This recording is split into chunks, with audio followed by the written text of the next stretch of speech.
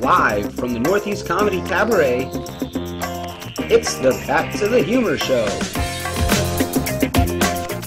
Come on, Gabby. Welcome to the Back to the Humor Championship Belt Edition, folks. Live in front of a small, impatient audience waiting for the show to start. I'm Jackaboo. And I'm Matt Daboo. That's right. We're gonna get Jack Dog, Fat Dog, We don't Fat have a lot Dog, of time. Jack Dog. We got a busy show. We need to get to our guests right now. Matt, Oh, we're bringing up a guest right away, man? right away. Oh, man, this guy, he's a comedian on the scene, just doing his thing. Mr. Robert Lewis, you coming up, Robert, or what, buddy? There he is. I'll stand when you want. Chuck Norris shirt, I'm digging that. So right in the middle, don't worry about the corny as possible for you guys. Oh, awesome. Well, that's how we do it at Back to the Humor. We're corny. So, man, I don't think I've ever met you before, man, but I definitely see your stuff on Facebook. So, that's cool, man, and you're making a name for yourself on there. Like, all of us has done at one point, hashtag Facebook losers. Hey, right here, three of us. Yeah, but how long have you been doing comedy for, man? I've been doing comedy for about 2.5 years. Sweet, sweet. We're doing a fast one here. So, what's your influences? Like, who influenced you?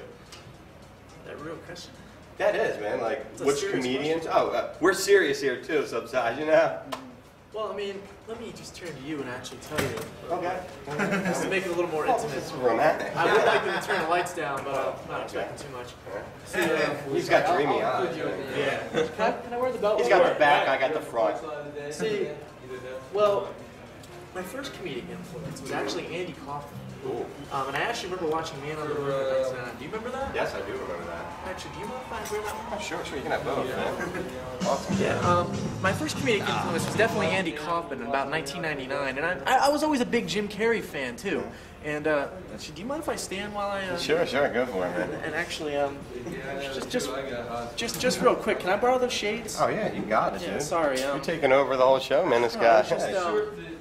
I'm a big wrestling fan too. Oh, me too. So for me, yeah, you kind of said that with a little bit of a sigh. Are you like getting a little bit of a chub right now? Oh yeah, a little bit. I can't. That's why my legs are crossed. Do you remember who the first undisputed champion was? Yes, Chris Jericho. Nerd alert!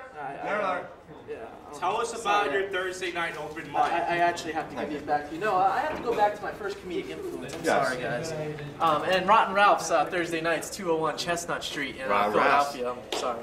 That's doing. I hear you're doing good things over at Rotten Ralph's. We're definitely trying. Last few weeks have been slightly better. I actually made enough for parking. Awesome. Made enough money for parking. That was great.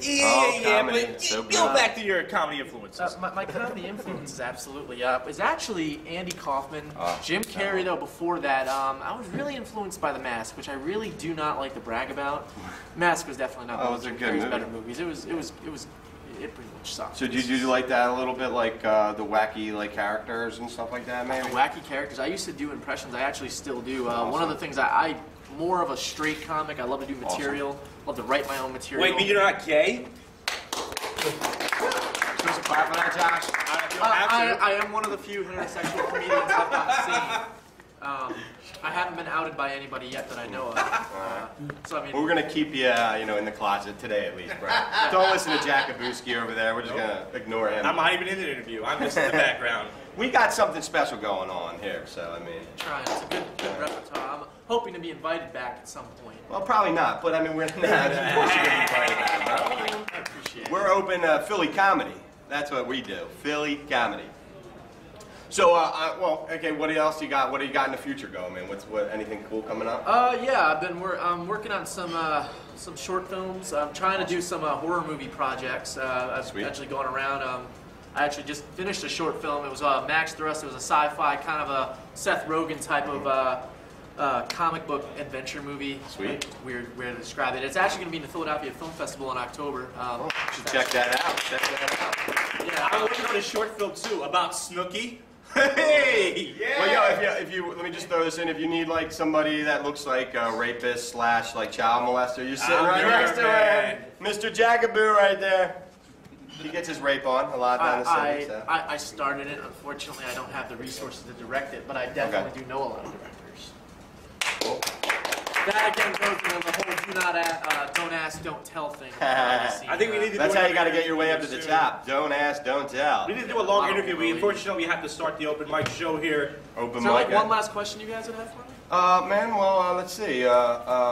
Most awkward moment on stage. There you My go. most awkward moment on stage. My most awkward moment on stage actually involved an old lady who was actually here at the cabaret handing me her glasses. She wanted me to wear them on stage. She didn't pay attention the whole time. She literally just woke up, saw me, smiled, and handed her glasses over to her son and said, I want him to wear these. I don't know why, but I want him to wear these.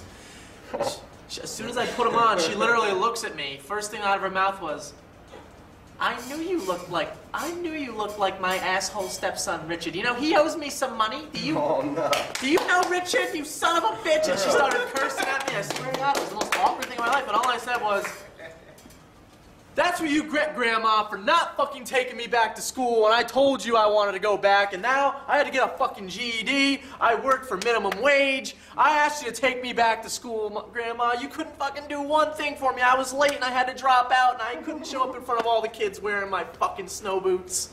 We have to wrap up. Well, that was Robert Lewis, man. He's a talented guy, man. Back to the humor. Back to the humor. We're getting the cream of the crop. Yes, now.